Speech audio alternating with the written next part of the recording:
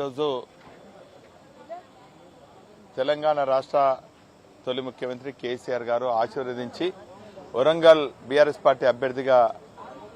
ఆశీర్వదించి పంపించినటువంటి డాక్టర్ సుధీర్ కుమార్ గారిని పెద్ద ఎత్తున మా లీగల్ సెల్ మిత్రులందరూ కూడా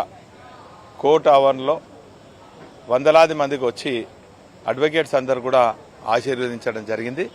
మరి ఈ స్పందన చూసి వీరి ఆశీర్వాదం చూసి ఖచ్చితంగా భారీ మెజార్టీతోని బీఆర్ఎస్ పార్టీ అభ్యర్థి డాక్టర్ సుధీర్ కుమార్ గారు గెలిచే అవకాశాలు ఉన్నాయి. ఎందుకంటే ఇటు కాంగ్రెస్ అభ్యర్థి కానీ బీజేపీ అభ్యర్థి కానీ ఇద్దరు కూడా కేసీఆర్ గారి ఇండస్ట్రీలో తయారు చేసిన ప్రోడక్ట్సే, కానీ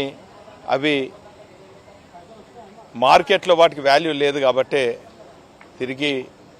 ఈ ప్రోడక్ట్స్ అన్నీ కూడా బయటికి పంపించడం జరిగింది.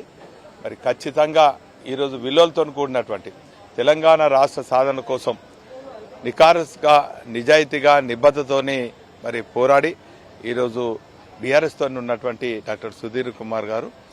గతంలో కూడా జెడ్పీ వైస్ చైర్మన్గా జెడ్పీ చైర్మన్గా మరి అనేక సేవలు ఈ ప్రాంత ప్రజలకు స్థానికునిగా మరి సేవలు అందించడం జరిగింది. ఖచ్చితంగా రేపు రాబోయే రోజులలో మరి విజయం సాధించిన తర్వాత రాష్ట్ర విభజన సందర్భంలో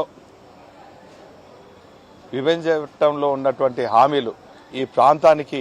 అమలు కాకుండా అడ్డుగా నిలబడినటువంటి బీజేపీ పార్టీని ఖచ్చితంగా తుక్కు ఓడతామని చెప్పి స్థానిక ప్రజలందరూ కూడా